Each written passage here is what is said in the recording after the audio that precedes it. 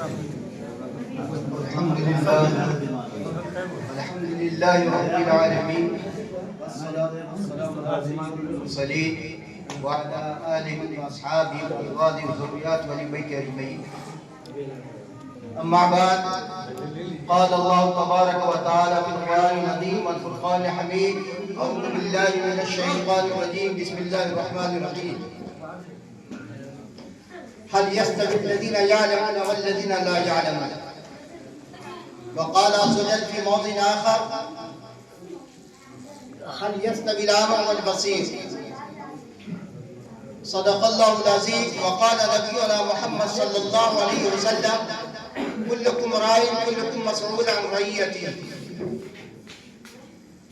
محترم حضرات، سامعین اعزاز، عزیز ساتھی اور دوستوں، بزرگوں، میری نونہال طالبات اور میری ماں اور بہنوں، اللہ رب العزت کا بڑا امتنان و احسان اور اس کا فضل اور اس کا شکر ہے، اس رب کریم نے ہم اور آپ کو اور تمام لا الہ الا اللہ محمد رسول اللہ کے پڑھنے والے کو ایک جگہ مل کر بیٹھنے کی توفیق عنایت بخشی.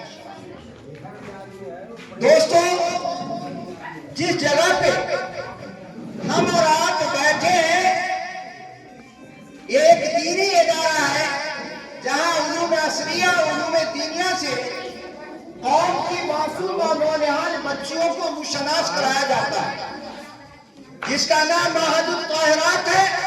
اس کے بانی اور مبانی اور ذمہ دار عزیزان حضرت مولانا مفتی عنایت اللہ خورشید قاسمی مدظ اللہ العالی،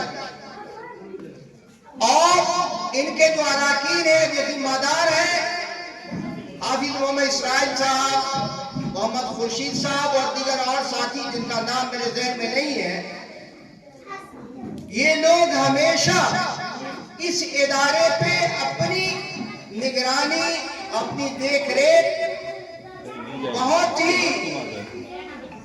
ذوق اور شوق اور ولولہ اور جوش کے ساتھ جب سے ادارہ شروع ہوا ہے اور اب تک باقی رکھے ہوئے ہیں، تاکہ ادارہ کا نام بڑھیا سے بڑھیا ہو اور تعلیمی دنیا میں اس کا ایک نمایاں، ایک نادر المثال نام ہو.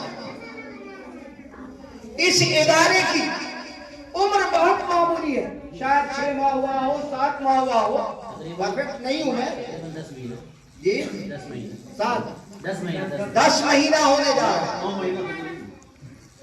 اس 9 اور 10 ماہ کی مدت میں اس ادارے نے قوم کی اس معصوم بچی کو جو بالکل دینی تعلیم سے ناآشنا تھی، وہ کچھ نہیں جانتی تھی، مگر اس کی معلمہ نے، اس کے معلم نے اور ذمہ داروں نے اتنی قد و کاوش، اتنی ارخیزیاں، اتنی محنت کی ہے بچیوں کے اوپر کہ جس کے کا آپ نے مشاہدہ کیا اور جس کو آپ نے بغور سنا بھی اور دیکھا کہ چھوٹی چھوٹی بچیاں بڑے سے بڑے علامہ کو مائک دے دیجئے وہ کانپنے لگتے ہیں اور وہ اپنی بات نہیں کہہ پاتے، مگر یہ قوم کی وہ قیمتی پوری وہ پیاری بیٹی جسے لوگ کمتر سمجھتے ہیں، بوجھ سمجھتے ہیں اور بہت کچھ سمجھی جاتی ہے بیٹیاں، مگر میں کہتا ہوں کہ اس پرفت اندور میں بیٹوں سے زیادہ پیاری اور کام کی بچیاں.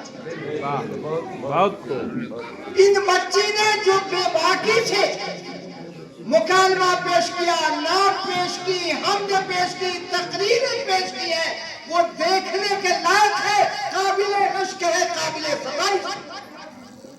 بالکل اتنی بے باکی تسلسل کے ساتھ، نہ کوئی گھبراہٹ ہے، نہ کوئی ڈر ہے، نہ کوئی خوف ہے.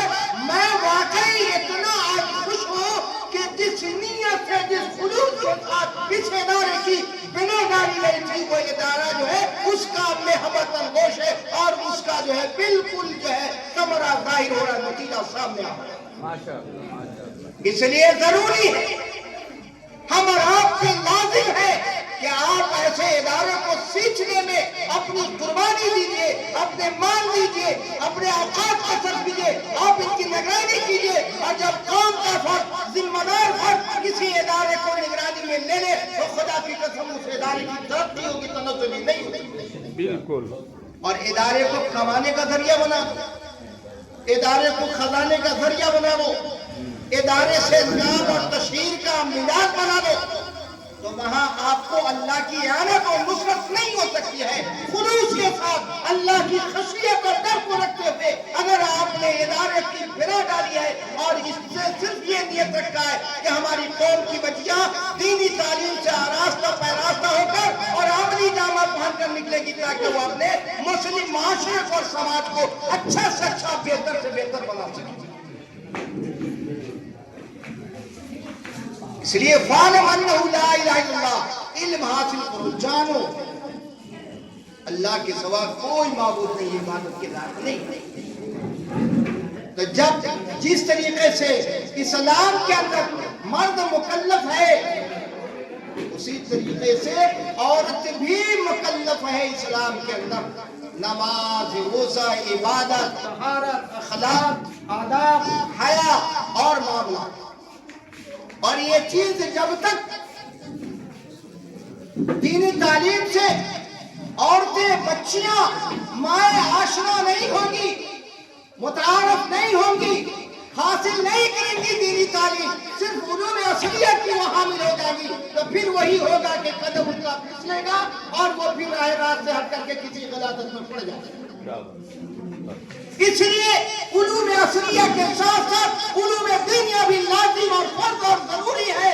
اور اس وقت ہر اسلام کی بیٹی کو، ہر اسلامی بچی کو علم دین کا سیکھنا نہایت ہی ضروری ہے. شریعت اور آقا صلی اللہ علیہ وسلم نے پہلے فرما دیا ہے کہ دینی علم کا حاصل کرنا، طلب کرنا فرض ہے. مرد اور عورت سب پہ بقدر ضرورت کہ حرام و حلال کی تمیز کی جا سکے. نماز، روزہ کس طریقے سے ادا کریں، کیسے پڑھیں، وضو کیسے کریں، غسل کیسے کریں، یعنی دینی تعلیم اتنی حاصل کی جائے. پہلے تو اسکولوں میں اس کا بڑا انتظام تھا، مگر اب صرف نام کا رہ گیا. اب نہ کوئی پرشین پڑھانے والا، نہ کوئی اردو پڑھنے والا. مسلم بچے اردو چھوڑ کر کے سنسکرت لے. بڑے افسوس کی بات ہے. اس لیے یہ گھر ہی میں مزاج بن گیا کہ اردو اخبار چھوڑو، ہندی اخبار، انگریزی کے ساتھ ساتھ ہندی کے ساتھ ساتھ اردو اخبار بھی لیجیے، تب یہ آپ کا اردو اخبار بھی چلے. تو جب تک مائیں دینی تعلیم سے متعارف نہیں ہوگی وہ اپنے بچے کی اور معاشرے کی اور سماج کی صحیح تشکیل اور صحیح تربیت نہیں کر پائیں.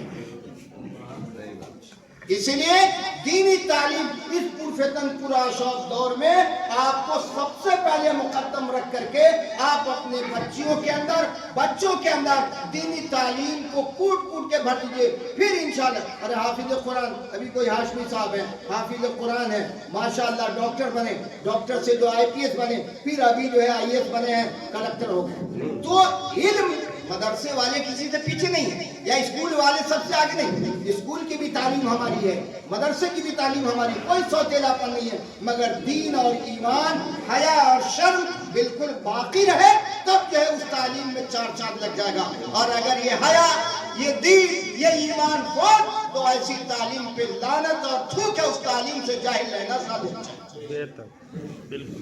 اس لیے علاقے میں بھی ہماری مسلم بچیاں غیروں کے ساتھ جا رہی ہیں.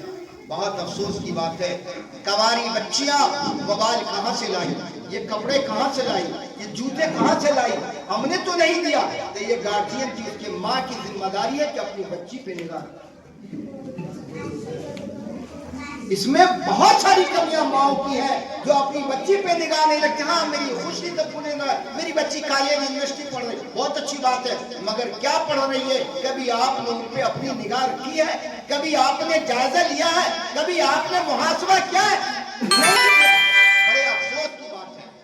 اس لیے مجھے معاشرہ کے اوپر یہ بچیاں چھوٹی چھوٹی جب پڑھ کر کے جائے گی، دینی تعلیم سے آراستہ ہو کر کے جائے گی، عملی جامہ کو ہمیشہ جو ہے زندگی میں رکھیں گی، تو انشاءاللہ معاشرے سے برائی ہٹے گی اور جو وہ غیروں کے ساتھ جو ہماری مسلم بچیاں جا رہی ہیں انشاءاللہ اسے کوسوں دور ہو جائے گی. اللہ تمام ایمان والی بیٹیوں کو اور بیٹوں کو اور ماں کو ان گناہ کے دلدل سے ہمیشہ ہمیشہ محفوظ فرمائے. آمین.